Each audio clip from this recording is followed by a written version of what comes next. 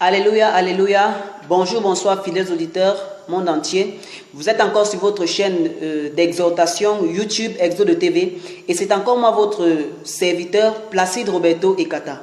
Nous sommes en train d'aborder un grand thème, celui qui est de savoir les différentes classes de péché auxquelles l'humanité est soumise. Bien-aimés, la bataille du christianisme, c'est celle-là qui consiste à sortir du péché afin de marcher dans la sanctification. Ça veut dire que la bataille quotidienne de chaque enfant de Dieu, quelle que soit sa race, quelle que soit son obédience, c'est de combattre le péché. Pourquoi? Et d'accéder à la sainteté. Pourquoi? Parce que la sainteté est l'élément en dehors duquel on ne peut pas voir Dieu. C'est pourquoi la Bible dit de rechercher la sanctification sans laquelle personne ne peut voir Dieu. Et bien aimé, vous allez voir que l'ennemi qui est celui qui tient l'aiguillon de la mort, parce que la Bible nous déclare que le péché, c'est l'aiguillon de la mort. Et celui qui tient l'aiguillon de la mort, c'est qui? C'est Satan.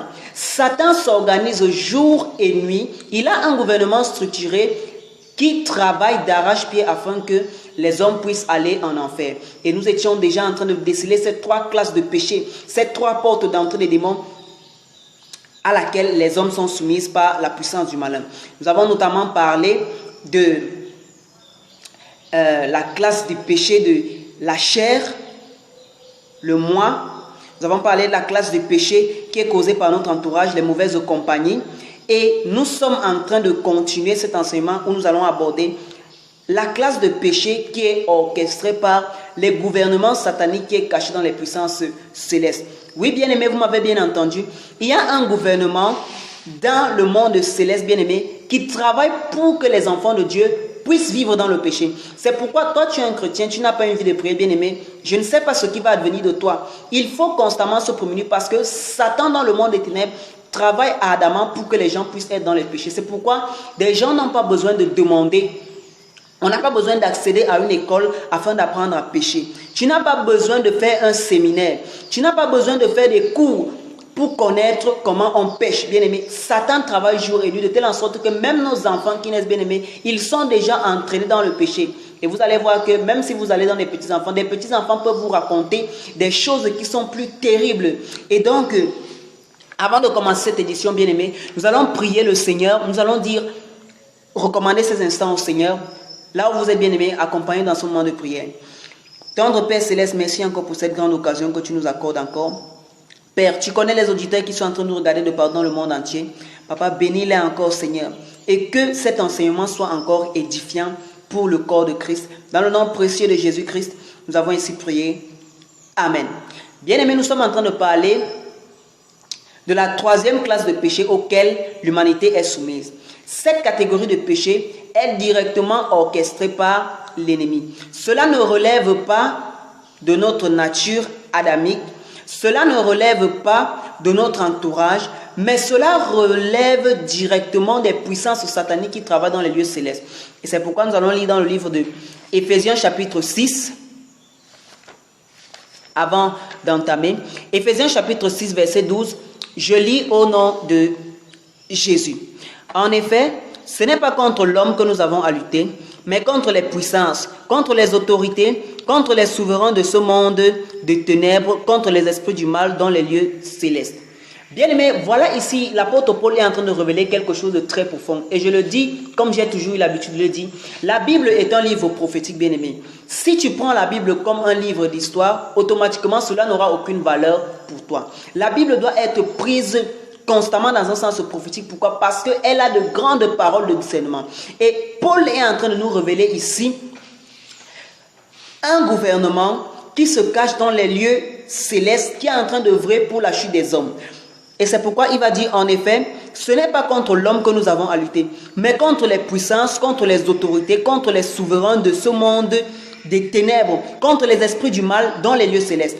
Bien aimé, il y a tout un gouvernement organisé dans les lieux célestes qui s'arrange d'arrache-pied à ce que les hommes puissent vivre dans le péché. C'est pourquoi la Bible nous recommande souvent, dans le livre de Romains, chapitre 12 à partir du verset 2, de ne pas nous conformer au siècle présent. Pourquoi est-ce que nous ne devons pas nous conformer au siècle présent? Parce que le monde actuel est contrôlé par un gouvernement céleste. Un gouvernement qui est tapis dans les ténèbres et qui est en train de proposer au monde entier de différentes méthodes pour les entraîner dans le péché. Et ce gouvernement, généralement, bien aimé, fonctionne au travers de médias. Ce gouvernement, ces puissances sataniques œuvrent dans les médias, ils œuvrent dans les écoles, ils œuvrent dans la société, tout ce qui peut constituer un média afin d'entraîner les hommes dans le péché. C'est pourquoi, bien aimé, je parle de la télévision, je parle d'Internet et j'exhorte les chrétiens à faire très attention à ce que nous regardons. Bien aimé, tout ce que nous regardons dans les médias ne sont pas des choses à adopter. Vous allez voir aujourd'hui que, bien aimé, si les gens sont en train de s'adonner à des modes perverses, à des modes mondaines, à des modes sataniques, c'est le média peut-être de la télévision qui est en tête par rapport à tout cela. Alors aujourd'hui, nous allons parler du gouvernement satanique qui est en train d'œuvrer dans les lieux célestes. Nous sommes en train de dire ces choses afin que les enfants de Dieu aient la connaissance. Et l'élément que nous allons apporter aujourd'hui est extrait du témoignage du pasteur Jonas Lunkutupala. Beaucoup d'entre vous ont déjà pu entendre son témoignage dans les réseaux sociaux, mais le Seigneur nous met encore à cœur de venir encore parler de cela afin que les enfants de Dieu sachent réellement ce qui se passe pour leur délivrance.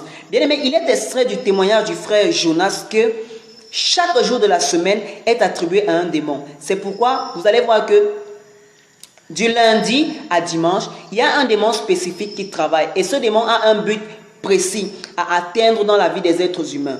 Alors, d'après l'extrait du témoignage du pasteur Jonas, il est dit que le lundi, c'est Satan lui-même qui travaille. Bien aimé, nous sommes en train de parler du gouvernement de Satan. Comment est-ce que Satan s'organise pour contrôler le monde afin de l'entraîner dans la perdition? Alors, le lundi, il est dit que celui qui travaille, c'est Satan lui-même. Et il travaille de 23h à minuit, de 3h à 4h. Et son rôle, c'est la destruction dans tous les domaines. Ici, nous ne ferons pas trop de commentaires. Nous allons parler du mardi. Le démon qui travaille le mardi, bien aimé, il s'appelle Nabrot. Il travaille de 9h à 10h, de 21h à 22h. Et sa mission, c'est de répandre l'honneur et la gloire de Lucifer dans le monde. Quand vous allez voir, bien aimé, des gens en train de faire des actions qui n'exaltent pas Dieu, qui exaltent Satan, automatiquement, sachez qu'ils sont sous le contrôle de ce démon-là. Bien aimé, il n'y a pas de péché gratuit. Nous aimerions, n'est-ce pas, que le peuple de Dieu sache, que les enfants de Dieu aient ce discernement-là de savoir que derrière chaque péché se cache un démon. Il n'y a pas de péché gratuit. Chaque péché que tu vas faire, bien aimé, c'est au compte d'un démon. Et c'est comme ça que vous allez voir, quand des gens sont poussés à suivre de la musique mondaine, à s'habiller mal, automatiquement c'est la gloire de Satan qu'ils sont en train de faire. Une sœur qui s'habille mal, bien aimé, avec des habits qui collent sur la peau, automatiquement c'est la gloire de Satan qu'ils sont en train de refléter. Vous allez voir ces modes mondaines qui sont en train d'arriver, les make-up, les faux cheveux, bien aimés, les parures, les boucles d'oreilles, etc. Toute cette mode satanique qui est en train de prendre le monde d'assaut aujourd'hui, bien aimé, ce sont des choses qui sont concoctées dans le monde des ténèbres afin d'entraîner les enfants, les êtres humains à la perdition. Et c'est comme ça, quand vous voyez des gens faire ce genre d'acte-là, automatiquement, sachez qu'ils sont en train d'incarner ce démon-là. C'est pourquoi j'ouvre une alarme ici pour dire aux enfants de Dieu qu'il n'y a pas de péché gratuit. Il n'y a pas de, comment je peux dire, c'est mon péché chéri, c'est ma nature, bien aimé. Le chrétien doit se révolter contre le péché parce qu'il y a une inimitié entre le péché. Il y a une inimitié entre le péché et le chrétien qui doit automatiquement exister. Et c'est ce démon-là, il s'appelle Nabrot. Il travaille de 9h à 10h, de 21h à 22h. Et son rôle, c'est de répandre l'honneur et la gloire de Lucifer. Il travaille dans les médias, il travaille dans beaucoup de domaines. Tout ce qui reflète la gloire et l'honneur de Lucifer. L'homosexualité, beaucoup d'autres choses que nous sommes en train de voir. Le mercredi, celui qui travaille, c'est Astaroth. Il travaille de 21h à 22h. Sa mission, c'est quoi? C'est de répandre l'orgueil ainsi que les considérations personnelles. Bien aimé, la Bible déclare que l'orgueil précède la chute. Et c'est comme ça que vous allez voir, bien aimé, à chaque fois que quelqu'un est poussé à manifester de l'orgueil, automatiquement, il est déjà sous le contrôle de ce démon-là. Et j'aimerais ici dire, avant de continuer, bien aimé, que lorsque on meurt, c'est le démon vis-à-vis duquel on était en train de travailler qui va nous conduire directement en enfer. Je prends un exemple.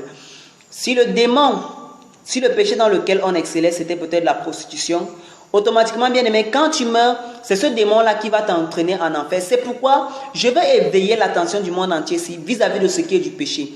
Bien aimé, tant que tu as le souffle de vie, il n'y a pas de repos en ce qui est du combat avec le péché. On ne blague pas avec le péché, on ne s'amuse pas avec le péché. Parce que si toi tu t'amuses avec le péché, si moi je m'amuse avec le péché peut me terrasser. Donc, tant que j'ai le souffle de vie, la bataille c'est de combattre le péché afin de marcher dans la sainteté. Et donc, c'est ce démon-là, Astaroth, il travaille de 21h à 22h. Bien aimé, j'aimerais ici encore parler des heures de pointe que nous sommes en train de citer. Vous devez comprendre qu'il s'agit d'incantations que les démons récitent. Les heures que nous avons données, par exemple, celui-ci, Astaroth, qui travaille le mercredi, de 21h à 22h. Donc, ils travaillent, ils font des incantations, ils s'arrangent pour que les hommes puissent manifester ces choses-là. Et donc, ils préparent, comme je peux dire, peut-être si c'est une journée, comme le mercredi dont nous sommes en train de parler ici. Si c'est un mercredi, ils sont en train de préparer la journée du mercredi pour que les gens puissent agir d'une certaine manière. Ils sont en train de préparer les journées pour que les gens puissent agir d'une certaine manière. Et ça devient déplorable lorsqu'on n'a pas une vie de prière. Vous comprenez l'importance pour les enfants de Dieu de prier afin de se prémunir de ce type de péché. Tu vas voir, tu te lèves un matin et une certaine humeur t'est imposée directement du monde. Il y a des gens comme ça, bien aimés. Automatiquement, tu sens une colère. Tu te demandes sans aucune raison, automatiquement, une colère commence à monter, un changement d'humeur, des réactions bizarres. Bien aimé, ces choses-là sont concoctées depuis le monde des ténèbres. C'est pourquoi il est important pour le chrétien de prier, de préparer sa journée afin d'être écarté de tout cela. Bien aimé, ceux qui n'ont pas une vie de prière n'échappent pas à tout cela. C'est pourquoi vous comprenez que même si on est bon et qu'on on ne vit pas la consécration dans le Seigneur Jésus, on va aller en enfer. Tu peux faire de belles actions, tu peux faire de bonnes actions, poser de bons actes, mais si tu ne vis pas une vie de consécration dans le Seigneur Jésus bien-aimé, automatiquement tu ne peux pas être prémuni de tout ce que le monde des ténèbres est en train de concocter, que nous sommes en train de citer. Et le jeudi, celui qui travaille, c'est Akam. Il travaille de 9h à 10h, de 21h à minuit, de 3h à 4h. Sa mission, c'est de répandre la haine et la division dans les églises et dans les familles. Bien-aimé, est-ce que vous voyez comment Satan travaille? C'est-à-dire, de 9h à 10h, ce démon du jeudi, Akam, il récite des incantations pour imposer une atmosphère aux hommes. Et c'est pourquoi vous allez voir, il n'est pas étonnant. Vous allez voir certaines villes ici dans mon pays, moi je suis au Cameroun, il y a certaines villes qui sont réputées pour la prostitution, il y a certaines villes qui sont réputées pour le banditisme. Et donc, des villes sont caractérisées par un certain nombre de péchés. Ne soyez pas surpris que les choses en soient ainsi. Pourquoi? Parce que c'est ce démon-là qui travaille. Et même dans nos cultures, il y a certaines personnes qui vont dire, chez nous c'est la colère. Il y a certaines cultures qui sont, certaines tribus qui sont caractérisées par la colère à outrance. Et c'est comme ça de génération en génération. En fait, c'est devenu leur spécificité. Donc, c'est devenu une identité, peut-être la colère. Bien aimé, ce sont ces démons-là qui travaillent. On dit, jeudi, ils travaillent de 9h à 10h, de 21h à minuit, de 3h à 4h. Akam, celui qui travaille, c'est Akam le jeudi. Et sa mission, c'est de répandre la haine et la division dans les églises. C'est pourquoi, bien aimé, ça, c'est une classe de péché auquel les enfants de Dieu sont soumises. Satan fait comme ça la haine, la rancune. Et vous allez voir, il y a des gens qui sont incapables de pardonner. Quand il t'a déjà arrêté dans son cœur bien-aimé, il ne peut plus te lâcher. Attention, Satan est en train d'entraîner le monde ainsi dans le péché. J'aimerais parler de celui qui travaille maintenant le vendredi. Le pasteur Jonas il se nomme Béké. Il travaille de 23h à minuit. Sa mission, c'est de détourner les gens de l'œuvre de Dieu pour les soumettre aux richesses de ce monde. Amen. Bien, mais vous allez vous rendre compte qu'il y a des gens qui n'arrivent pas à marcher dans la sainteté, qui n'arrivent pas à marcher dans l'obéissance à Dieu, simplement par convoitise des désirs de ce monde. Et cela m'amène à vouloir lire un texte biblique qui est contenu dans le livre de Matthieu. Oui, Matthieu, très rapidement, nous allons ouvrir dans le livre de Matthieu chapitre 13. La parabole du semeur et les différents types de terre. J'aimerais lire à partir du verset 20. Je vais me lire à partir du verset 18 pour que nous puissions tous en profiter. Matthieu chapitre 13 à partir du verset 18. Je lis au nom de Jésus. Vous donc, écoutez ce que signifie la parabole du semeur. Lorsqu'un homme entend la parole du royaume et ne la comprend pas, le mauvais vient et enlève ce qui a été semé dans son cœur. Cet homme est celui qui a reçu la semence le long du chemin. Celui qui a reçu la semence dans le sol pierreux, c'est celui qui entend la parole et l'accepte aussitôt avec joie. Mais il n'a pas de racine en lui-même. Il est l'homme d'un moment et dès que surviennent les difficultés ou la persécution à cause de la parole, il trébuche. Celui qui a reçu la semence parmi les ronces, c'est celui qui entend la parole, mais les préoccupations de ce monde et l'attrait trompeur des richesses étouffent cette parole. Bien-aimé, à partir du verset 22, ça relate spécifiquement ce cas dont le pasteur Jonas est en train de parler ici. Bien-aimé, je suis en train de donner ce témoignage et j'appuie que ces choses sont réelles et sont vraies. Pourquoi? Parce que ça correspond avec des révélations bibliques qu'on a. Amen. Et ceci concerne beaucoup la catégorie qui est relatée dans Matthieu chapitre 13, verset 22. Ces personnes bien-aimées qui, à cause des richesses mondaines, n'arrivent pas à être captivées dans la parole du Seigneur. Bien-aimés, vous allez voir des gens comme ça. Ils sont tellement préoccupés par des choses du monde. Ils sont tellement préoccupés par des richesses, la mode, le swag. Autant de futilités, bien-aimés, qui préoccupent certaines personnes aujourd'hui. Ils n'arrivent pas à adorer le Seigneur. Vous allez voir aujourd'hui, des gens sont tellement préoccupés par la vie, à gagner leur argent, à faire leur business, à faire leurs affaires. Ils se disent que bon, à quoi me sert bien le Seigneur actuellement? À quoi me sert? J'ai des problèmes très importants. À quoi va me servir de marcher dans la parole de Dieu? À quoi va me servir de servir Jésus? Donc, ils ne trouvent pas l'utilité de servir le Seigneur. Pourquoi? À cause de l'influence de ce démon-là. Et bien aimé, ça conduit en enfer. C'est pourquoi il est important, bien aimé, de bien comprendre comment le péché fonctionne afin de mieux le combattre. Et donc, je reprends celui du vendredi. C'est Béguet, ils travaillent de 23h à minuit. C'est-à-dire, ils font des incantations, ils préparent spirituellement l'atmosphère. Si je peux me permettre, ils gâtent spirituellement l'atmosphère. Et quand vous venez en journée, quand ils ont fini de travailler comme ça, automatiquement, vous venez subir tous les testaments qu'ils vous ont prévus pendant qu'ils étaient en train de faire leurs incantations. C'est pourquoi malheur aux chrétiens qui ne prient pas, excusez-moi de le dire ainsi, malheur lorsqu'on est un chrétien qui ne prie pas. On est soumis à toutes ces choses-là. Qui va nous en délivrer? On n'a pas une vie de prière, on n'a pas une vie de consécration. Je suis en train de lancer un appel à tous les intercesseurs du monde entier, bien-aimés. Voilà pourquoi tu dois prier. Voilà pourquoi tu dois rechercher l'huile qui fait la différence. Si vous regardez nos précédentes émissions, lorsque nous étions en train de parler, l'huile fera la différence au Seigneur. Nous parlions de la consécration. Voilà pourquoi tu dois rechercher la consécration, afin d'éviter tout ça. Parce que tu peux être un chrétien. Écoutez, accepter Christ, se sanctifier, revient à porter déjà un vêtement blanc.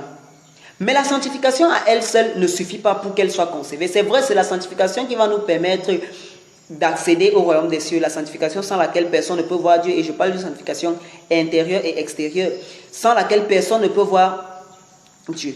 Ok, maintenant pour être conservé, pour conserver cette sanctification, bien-aimé, tu as besoin de la vie de consécration, la vie de prière, la vie de consécration. Amen.